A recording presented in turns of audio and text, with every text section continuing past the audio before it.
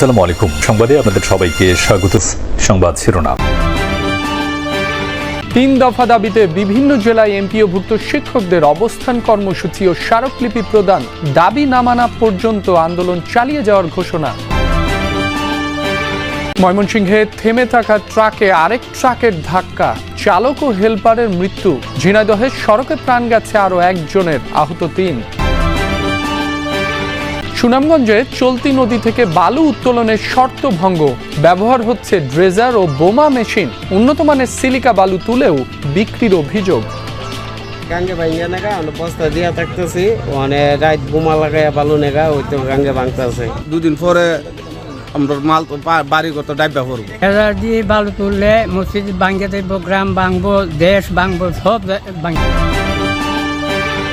মূল বেতনের 20% বাড়ি ভাড়া সহ 3 দফা দাবিতে বিভিন্ন জেলায় অবস্থান কর্মসূচি পালন করছেন এমপিওভুক্ত শিক্ষকরা। কেন্দ্রীয় কর্মসূচির অংশ হিসেবে সকাল থেকেই জেলায় জেলায় এই কর্মসূচি শুরু করেন শিক্ষকরা। 20% বাড়ি ভাড়া সহ চিকিৎসা ভাতা বৃদ্ধি ও কর্মচারীদের ঈদ বোনাস 75% বৃদ্ধির দাবি জানান তারা। পরে জেলা প্রশাসকের মাধ্যমে সরকার বরাবর স্মারকলিপিও জমা দেন আন্দোলনকারী শিক্ষকরা। তারা বলেন, অনশন বিক্ষোভ সহ বিভিন্ন কর্মসূচিতেও দাবি মেনে নেওয়ার আশ্বাস মেলেনি, তাই আরো কঠোর আন্দোলনের হুঁশিয়ারি দেন তারা। দাবি আদায়ে বেশ কিছুদিন ধরেই কর্মবিরতি সহ বিভিন্ন কর্মসূচি পালন করে আসছেন এমপিওভুক্ত শিক্ষকরা।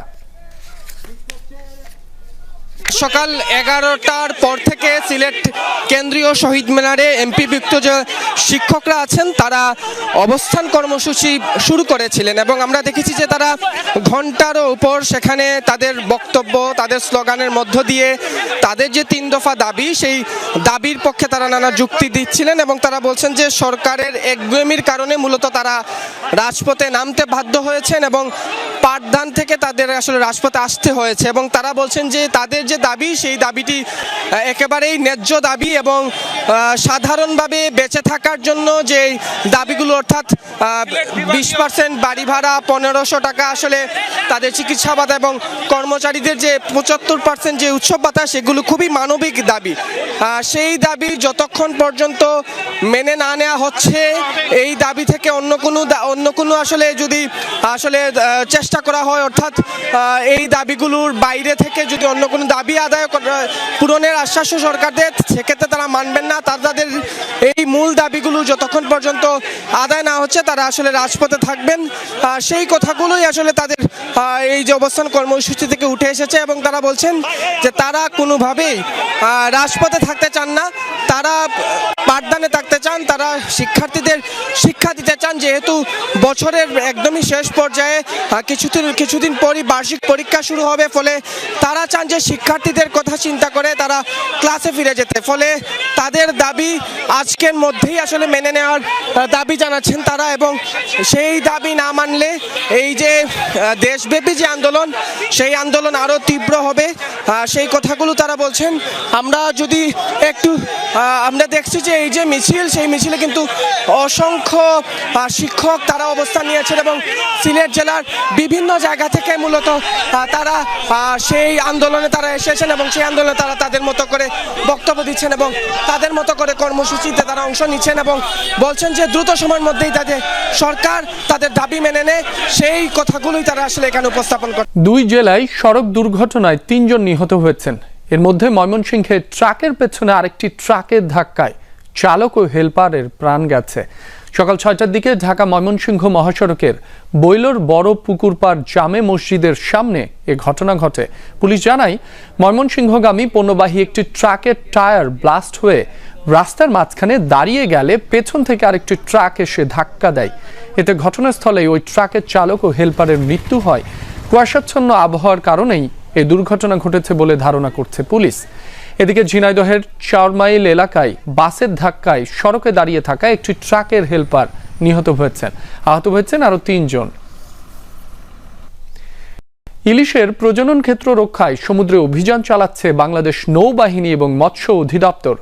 সকাল 9টা থেকে বঙ্গোপসাগরের পতেঙ্গা উপকূলে এই অভিযান শুরু হয়েছে। সারাদিন চলবে এই কার্যক্রম। অভিযানে উপস্থিত আছেন মৎস্য সচিব আবু তাহের মোহাম্মদ জাবের, মৎস্য অধিদপ্তরের মহাপরিচালক আব্দুর রৌফ। নৌবাহিনী জানিয়েছে 4 অক্টোবর থেকে চাঁদপুর, চট্টগ্রাম, ও কক্সবাজারে পরিচালিত অভিযানে প্রায় 10 কোটি টাকা মূল্যের জাল, 59,000 কেজি ইলিশ সহ অন্যান্য মাছ জব্দ করা হয়েছে। মাছ শিকারের 21টি নৌকা ও 405 জন জেলেকে স্থানীয় প্রশাসনের নিকট হস্তান্তর করা হয়েছে। নিষেধাজ্ঞা চলাকালে অভিযান চলমান রাখার পাশাপাশি গভীর সমুদ্রে দেশের জলসীমায় বিদেশি জাহাজের অনুপ্রবেশ বন্ধ করতেও সজাগ রয়েছে নৌবাহিনী।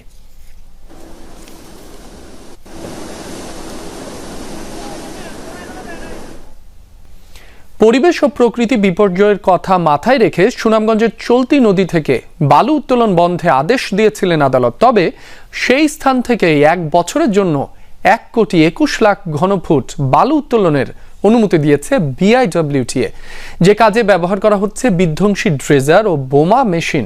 স্থানীয়দের অভিযোগ, মাত্র 1 কোটি টাকা রাজস্ব দিয়ে ভিট বালুর নামে অনুমতি নিয়ে উত্তোলন করা হচ্ছে উন্নত মানের সিলিকন বালু।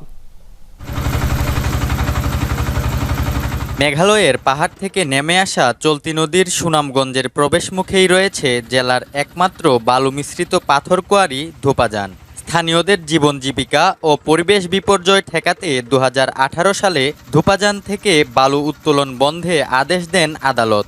কিন্তু 5 আগস্টের পর সব বদলে যায়।